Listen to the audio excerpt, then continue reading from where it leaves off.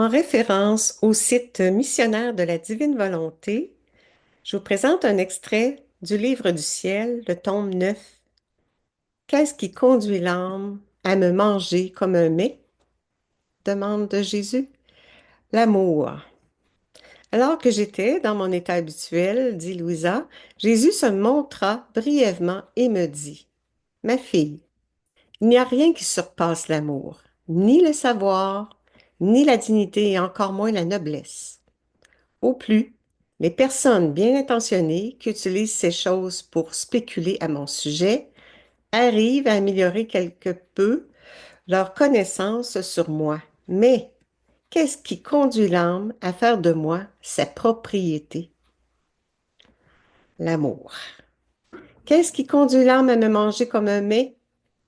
L'amour. Qui m'aime me dévore et trouve mon être identifié à chaque particule de son être. En référence à la Bible, Jean 21, 12, venez et mangez. Il y a autant de différences entre celui qui m'aime vraiment et les autres, quelles que soient leurs conditions et leurs qualités, qu'il y a de différences entre celui qui connaît un objet précieux, l'apprécie et l'estime sans en être le propriétaire, et celui qui en est le propriétaire. Qui est le plus heureux? Celui qui connaît seulement l'objet ou celui qui en est le propriétaire? Bien sûr, celui qui en est le propriétaire. Oui, bien sûr, celui qui en est le propriétaire. L'amour supplée le savoir et le surpasse. Il supplée la dignité et surpasse toutes les dignités en donnant la dignité divine. Il supplée tout et surpasse tout. Prions.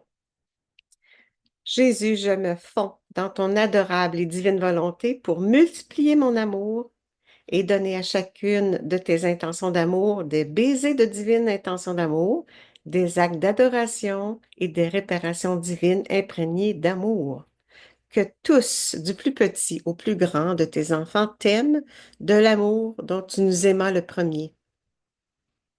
Je prends tes dispositions et tes intentions afin que ce ne soit pas moi qui formule cette prière, mais toi en moi.